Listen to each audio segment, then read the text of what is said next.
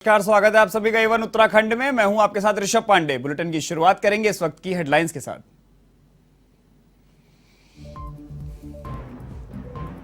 मुख्यमंत्री पुष्कर सिंह धामी का हरिद्वार दौरा, कनखल के हरिहर आश्रम में उपन्यास तप और तपस्या का किया विमोचन। लोकसभा अध्यक्ष ओम बिरला भी रहे मौजूद।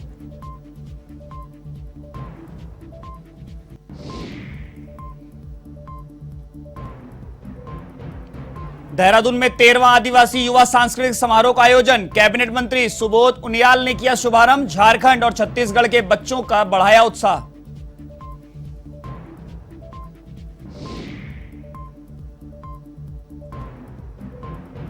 देहरादून के पुलिस मुख्यालय में हाई लेवल प्रशासनिक मीटिंग, कांवड़ यात्रा में पुलिस प्रशासन की तैयारी को लेकर की गई चर्चा।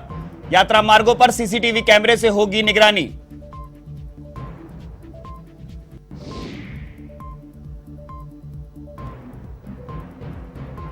उत्तराखंड में कांग्रेस का सत्याग्रह आंदोलन, सभी विधानसभाओं में अग्निपथ योजना का जताया गया विरोध। केंद्र सरकार पर युवाओं का शोषण करने का लगाया आरोप।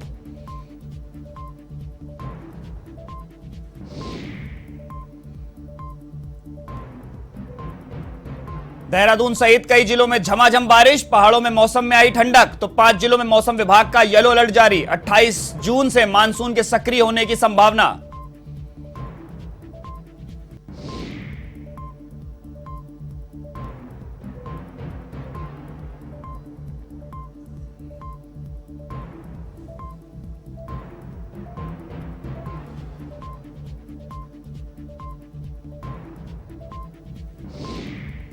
अब खबरें विस्तार से। उत्तराखंड के मुख्यमंत्री पुष्कर सिंह धामी हरिद्वार के दौरे पर रहे, जहां उन्होंने कई कार्यक्रमों में शिरकत की। इस दौरान कनखल के हरिहर आश्रम में आचार्य महामंडलेश्वर स्वामी अवधेशानंद गिरी के संन्यास जीवन पर लिखे गए उपन्यास तप और तपस्या का विमोचन किया गया। इस दौरान लोकसभा अध्यक्ष ओम बिरला भी मौजूद रहे। मुख्यमंत्री धामी ने इस दौरान कहा कि स्वामी अवधेशानंद गिरी का भारत ही नहीं बल्कि विश्व स्तर का व्यक्तित्व है। उनके जीवन पर लिखी गई किताब से सभी को प्रेरणा मिलेगी और पुस्तक में महाराज जी के जीवन के सभी पहलुओं को दर्शाया गया है।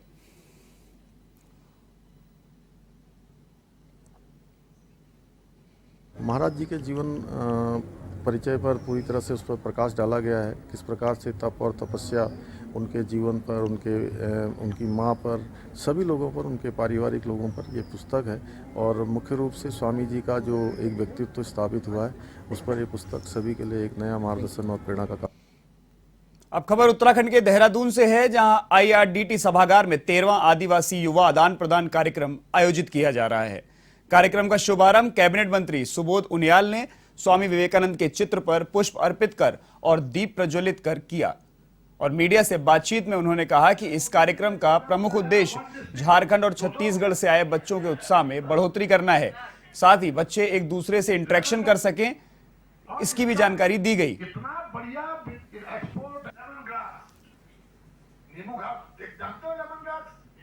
भारत सरकार के द्वारा ये प्रतिवर्ष आदिवासी क्षेत्रों के बच्चों को उनकी जागरूकता के लिए और एक दूसरे राज्यों के बच्चों के साथ इंटरेक्शन करने के लिए इस तरह का आदान प्रदान किया जाता है, जिससे बच्चों में एक एक्सपोजर भी मिलता है और साथ साथ एक उनके कॉन्फिडेंस में वृद्धि होती है। और एक बच्चों के आत्मविश्वास को बढ़ाने के लिए, उनके अंदर एक कॉन्फिडेंस लाने के लिए, उनको एक दूसरे संस्कृति की जानकारी के लिए और बेहतर एक्सपोजर के दृष्टि से ये कार्यक्रम देता। तो नेहरू युवा कुंज का ये 13वां आदान प्रदान ये यहाँ पर इसकी आज शुरुआत हुई है, जिसमें झारखंड और छत्तीसगढ़ के विभिन्न इलाके करीबन 6 जगहों से लोग आए हैं। और खासकर नक्सल प्रभावित बच्चों को ये संदेश ये लोग अपने क्षेत्र में लेके जाएं कि नक्सलवाद से कभी भला नहीं होता और नक्सलवाद हमेशा स्थानीय लोगों के विकास को अवरुद्ध।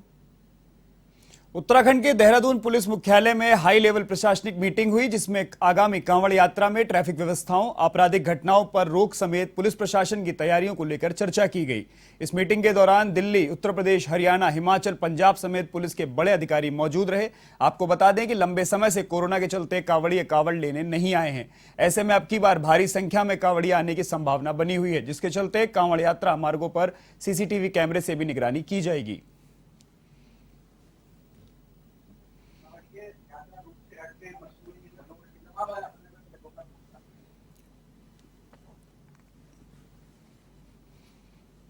अगर हम सिविल पुलिस और पीएससी की बात करें तो ये 5,000 प्लस होती है, 6,000 के रेंज में होता है।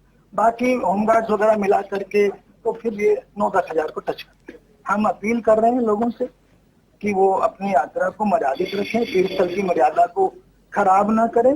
इसके बावजूद भी अगर कोई, ऐसे तो अधिकांश लोग शरीफ ही होते हैं, किंतु इसके बावजूद अगर कोई तीर्थस्थल की मर्यादा को भंग करता है, उल्लंघन करता है, नशा आदि करता है, तो उसके साथ हम सख्ती से निपटेंगे। हमारा सीसीटीवी का पूरा जाल बिछा हुआ है और हम ड्रोन्स को भी यूज करेंगे और फिर उनके साथ सख्ती से निपटेंगे। इधर कांग्रेस कमेटी के आह्वान पर प्रदेश की 70 विधानसभा क्षेत्रों में अग्निपथ योजना के खिलाफ कांग्रेस ने सत्याग्रह किया। वहीं देहरादून के गांधी पार्क में प्रदेश अध्यक्ष करण माहरा की मौजूदगी में धरना प्रदर्शन किया गया। उन्होंने योजना को तत्काल वापस लेने की मांग की है। साथ ही साथ उन्होंने कहा कि अग्निपथ योजना का विरोध कई रिटायर्ड फौजियों ने भी किया है।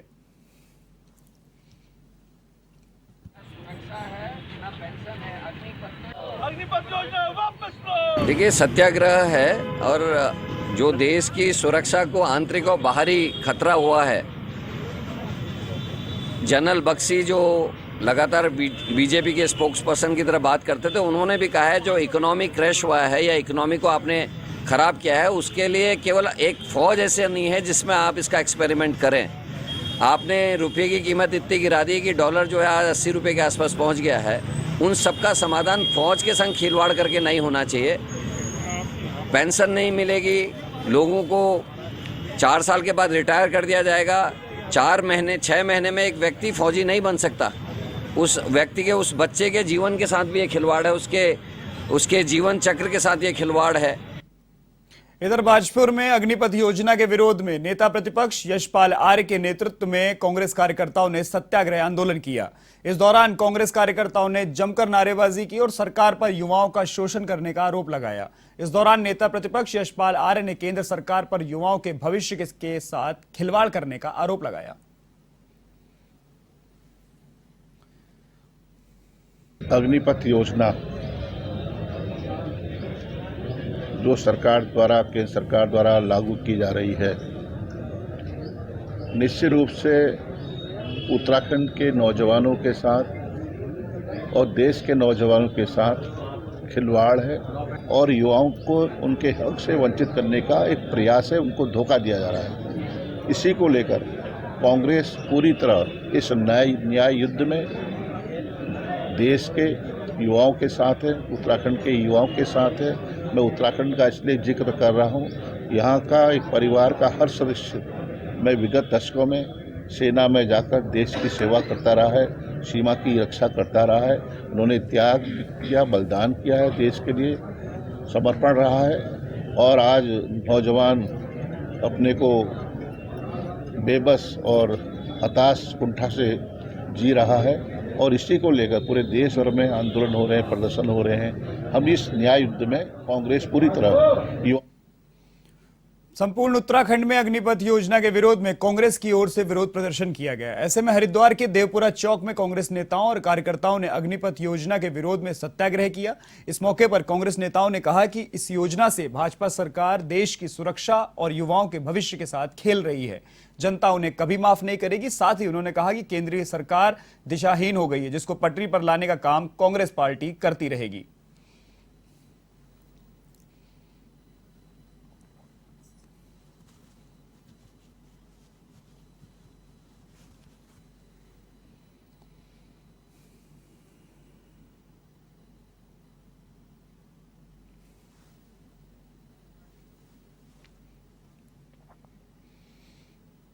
देश भर में कांग्रेस की ओर से अग्निपथ योजना के खिलाफ सत्याग्रह शुरू हो गया है। इसी कड़ी में नैनीताल के रामनगर में रानीखेत रोड के पार्टी कार्यालय के बाहर कांग्रेस कार्यकर्ताओं ने जमकर प्रदर्शन किया और केंद्र सरकार के खिलाफ नारेबाजी भी की। आपको बता दें कि पार्टी के वरिष्ठ नेता और पूर्व विधायक रंजीत सिंह रावत के नेतृत्व में सत्याग्रह आंदोलन शुरू हुआ है। वहीं रंजीत सिंह रावत ने कहा कि मांग पूरी न होने पर कांग्रेस का यह आंदोलन जारी रहेगा।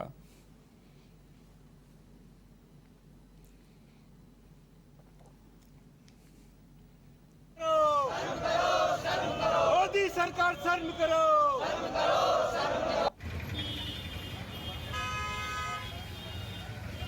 केंद्र सरकार द्वारा जो अग्निपथ योजना शुरू कर दी गई है, जिसमें नौजवानों को सेना में भर्ती किया जाएगा लेकिन 4 साल बाद उनको जो है 75% से ज़्यादा लोगों को रिटायर कर दिया जाएगा। वो हमारी राष्ट्रीय सुरक्षा के साथ खिलवाड़ है। रूस और यूक्रेन का युद्ध हमारे सामने है। रूस के पास बेहतरीन हथियार और टेक्नोलॉजी है, लेकिन दीर्घकालिक सैनिक नहीं है। किराए के सैनिक हैं या अग्नि सैनिक हैं जो अल्प समय के लिए रखे गए हैं, उसकी वजह से वो युद्ध। उत्तराखंड के थराली में ब्लॉक कांग्रेस कमेटी की ओर से कांग्रेस कार्यकर्ताओं ने केंद्र सरकार के खिलाफ तहसील परिसर में सांकेतिक मौन उपवास रखकर विरोध जताया। इस दौरान ब्लॉक अध्यक्ष विनोद रावत के नेतृत्व में राष्ट्रपति के नाम उप जिलाधिकारी को ज्ञापन सौंपा गया। ज्ञापन में केंद्र सरकार पर सीबीआई, ईडी समेत केंद्रीय जांच एजेंसियों के माध्यम से कांग्रेस के शीर्ष नेताओं पर मनमाने तरीके से दुरुपयोग करने का आरोप लगाया है।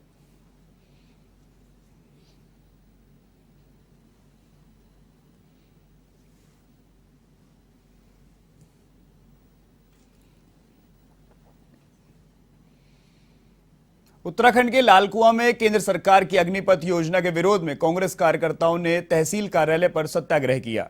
इस दौरान उन्होंने योजना को वापस लेने के लिए मांग की है। वहीं नगर कांग्रेस अध्यक्ष सरदार गुरदीप सिंह और बिंदु खत्ता ब्लॉक कांग्रेस अध्यक्ष प्रमोद कॉलोनी के संयुक्त नेतृत्व में विरोध प्रदर्शन किया गया।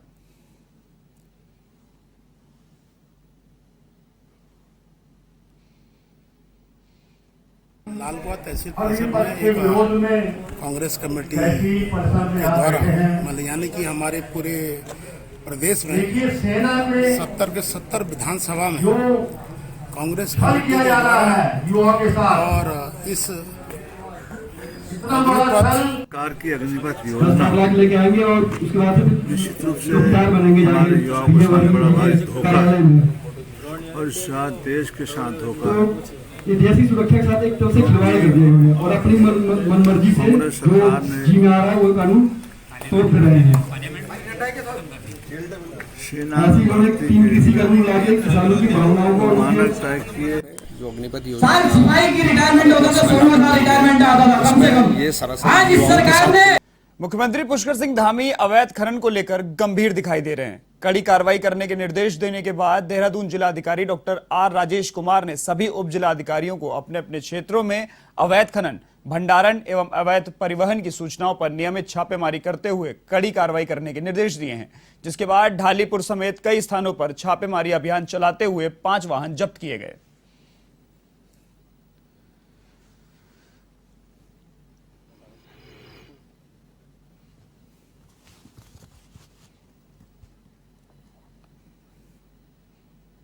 इधर चंपावत जिलाधिकारी नरेंद्र सिंह भंडारी ने मानसून काल को लेकर संवेदनशील स्थलों का निरीक्षण कर अधिकारियों को अलर्ट रहने का निर्देश दिया है। इस दौरान जिलाधिकारी द्वारा राष्ट्रीय राजमार्ग के पास ग्राम फरतोला में बनाए जा रहे अमृत सरोवर का निरीक्षण भी किया गया और स्थानीय ग्रामीणों को इसके महत्व के बारे में जानकारी दी गई। निरीक्षण के दौरान जिलाधिकारी ने डंपिंग स्थलों में मलबा अनियंत्रित रूप से डंप पड़ा है, उसे तत्काल समतलीकरण करने के निर्देश दिए।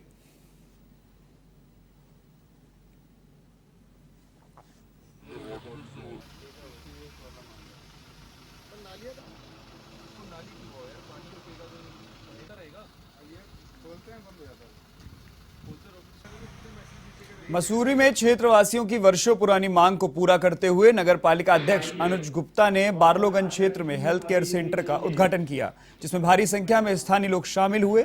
आपको बता दें कि काफी लंबे समय से स्थानीय निवासियों की मांग थी कि यहां किसी प्रकार की चिकित्सा सुविधा उपलब्ध न होने से स्थानीय लोगों को दूर क्षेत्र में अपने इलाज के लिए जाना पड़ता है, जिसको देखते हुए पालिका द्वारा यहां पर हेल्थ केयर सेंटर का निर्माण किया गया।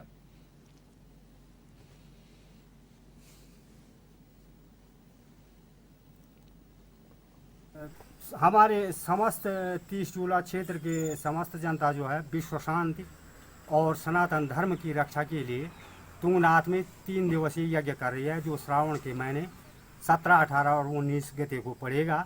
उसमें हम सभी अपने क्षेत्र की जनता तथा अन्य जहां भी हमारे लोग हैं उनसे हम प्रार्थना करेंगे कि आप हमें पूर्ण सहयोग प्रदान करने की कृपा करें। जो हमारी 30 जुलाई यज्ञ समिति की बैठक हुई है, उस बैठक में सर्वप्रथम हमने निर्णय लिया है कि पर्यटन विभाग से हम देहरादून शासन तक जाएं और श्री सतपाल महाराज जी को मिलें और पर्यटन विभाग से हमको कुछ आर्थिक सहायता मिले। वहां पर हमारा विचार है कि जैसे 30 जुलाई क्षेत्र से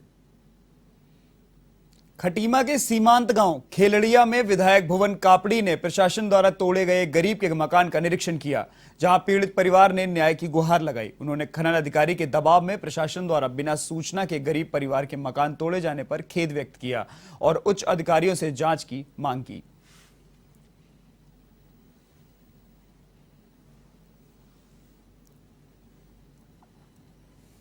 जो मकान तोड़ा गया वो एक खनन अधिकारी के दबाव में तोड़ा गया।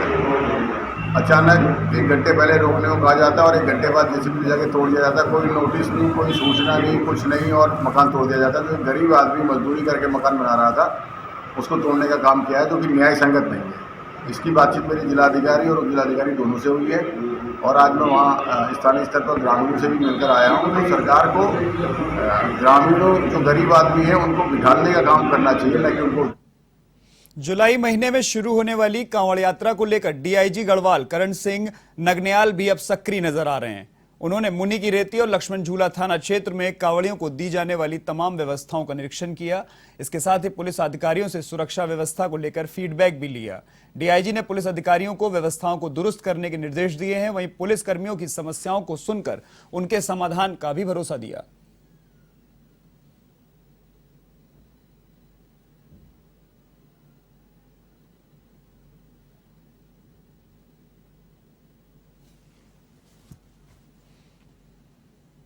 सोमवार सुबह राजधानी देहरादून सहित मसूरी, चमोली में झमाझम बारिश हुई। वहीं कई जगह पर बादल छाए रहे। चमोली जनपद में हुई बारिश से जबकि नई टिहरी, श्रीनगर, कोटद्वार, रुद्रप्रयाग में बादल छाए रहे। वहीं यमुनोत्री धाम सहित यमुना घाटी में बारिश का मौसम बना हुआ है। आपको बता दें कि मौसम ने करवट ली तो पहाड़ों में ठंडक भी आ गई है। शहर के लोगों में भी गर्मी से राहत मिली है। वहीं बागेश्वर, पिथौरागढ़, नैनीताल, चंपावत में भारी बारिश के आसार हैं। इसको देखते हुए मौसम विभाग ने येलो अलर्ट जारी किया हुआ है। मौसम विज्ञान केंद्र के निदेशक विक्रम सिंह के मुताबिक 28 जून से राज्य में मैदान से लेकर पहाड़ तक मानसून के सक्रिय होने और झमाझम बारिश होने की प्रबल संभावना है। इस बुलेटिन में फिलहाल के लिए इतना ही। देश और दुनिया की तमाम खबरों के लिए देखते रहिए वन टीवी। नमस्कार।